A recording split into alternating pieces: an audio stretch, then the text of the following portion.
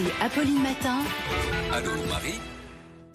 Allô Marie, c'est une question de Renaud ce matin qui voudrait savoir s'il pourra rouler de nuit pour partir en vacances. Ah oui, parce que Renaud part en vacances à Valfréjus en Savoie et il part de Béthune dans le Nord. Il estime qu'il en aura pour 9 heures environ avec les pauses et il se demande s'il y aura une dérogation pour le couvre-feu. Malheureusement, la réponse est non.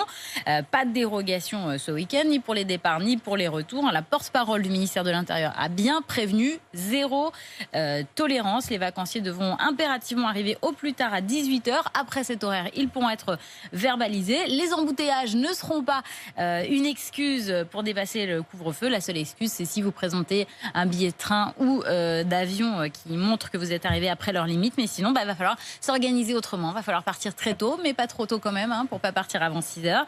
Il va falloir faire des pauses pas trop longues et évidemment, ne pas rouler trop vite non plus, parce que là aussi, vous risquez une amende. Enfin, ça va être difficile quand même pour Renaud de rester prudent dans ces conditions. Ça met la pression. Il y aura des moyens de contester ces amendes ?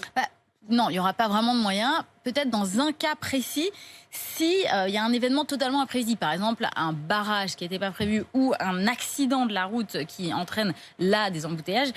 Autre exemple, des travaux sur la route qui n'étaient pas annoncés. Si vous pouvez justifier que le retard est dû à un événement qui vous est totalement étranger, là, oui, vous pourrez contester l'amende, mais il vous faudra des preuves. Donc si par exemple il y a un ralentissement à cause d'un accident, vous faites une copie d'écran de votre GPS, vous prenez une photo de l'accident, enfin voilà, tout ce qui va pouvoir vous servir à contester votre amende. Par contre, il faut vraiment que ce soit imprévisible.